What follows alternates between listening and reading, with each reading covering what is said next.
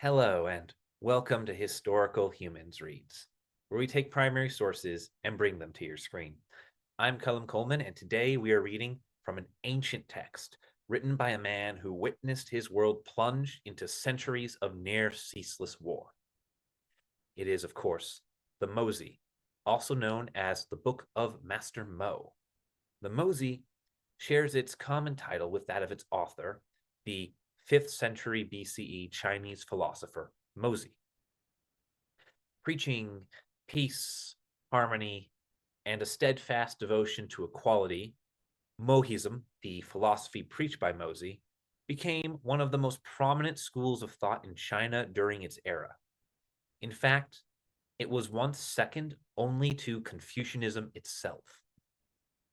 Today, we will be reading Part 2, Section 1, Exalting Worthiness Part 1, from the Mozi by Mozi.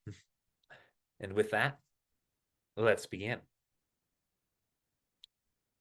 Master Mo spoke, saying, "At the present time, kings, dukes, and great officers who govern a state all wish that state to be rich, with a large population and a well-ordered administration. Nevertheless, they do not get wealth, but poverty. They do not get a large population, but a small one, and they do not get good order, but disorder. Basically, then, they fail to get what they desire. Instead, they get what they detest. What is the reason for this?" Master Mo spoke, saying, "It is because kings, dukes, and great officers who govern a state are unable to use exalting worthiness and utilizing ability in their governing. Thus, if a state has many officers who are worthy and good, its order will be substantial, whereas if officers who are worthy and good are few, its order will be slight. So the responsibility of great officers properly lies in increasing the number of worthy men and nothing more." Someone asked, "If this is so, what is the method of increasing the number of worthy men?" Master Mo replied, saying, "Suppose you wish to increase the number of officers of the state who are skilled in archery and charioteering.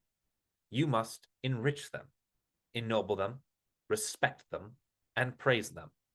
Then officers of the state who are skilled in archery and charioteering can be obtained in large numbers. How much more so this applies to officers who are worthy and good, men whose virtue is substantial, men who are discriminating in discussion and well-versed in principles. Such men are certainly treasures of the state and worthy assistants at the altars of soil and of grain. But it is also necessary to enrich them, ennoble them, respect them, and praise them. Then good officers of the state can be obtained in large numbers. This is why, in ancient times, the sage kings who conducted government said, 'Those who are not ye, acting righteous and just, we shall not enrich. Those who are not ye, we shall not ennoble. Those who are not ye, we shall not be kin to. Those who are not ye, we shall not associate with.' When the rich and noble men of the state heard this, they all withdrew and pondered, saying, 'At first what we relied on were riches and nobility. Now the ruler promotes those who are ye, and doesn't set aside the poor and lowly. This being so, we cannot be other than ye.' When those who were relatives heard this, they also withdrew and pondered, saying, 'At first we relied on our kinship. Now the ruler promotes those are ye, and doesn't set aside those who are not relatives. This being so, we cannot be other than ye.'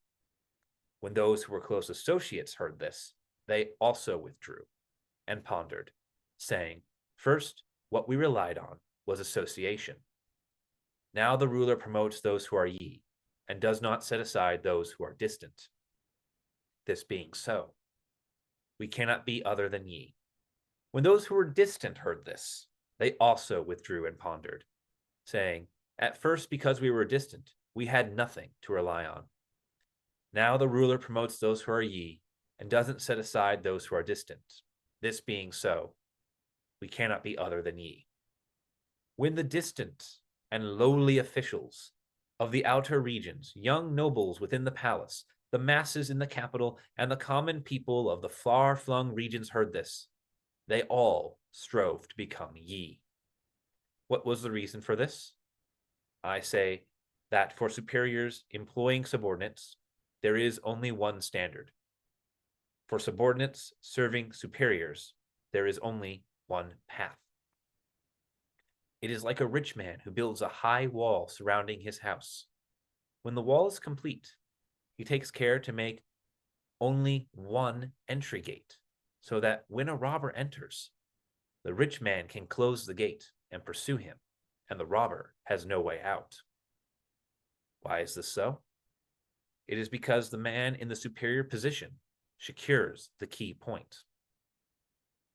Therefore, the sage kings of ancient times, in conducting government, gave precedence to virtue and exalted worthiness.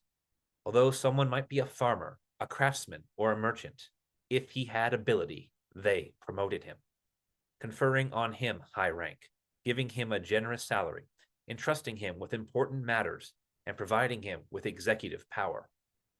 They said, if his rank and position are not high, the people will not respect him. If his stipend and emolument are not generous, the people will not trust him. If his administration and decrees are not put into effect, the people will not fear him.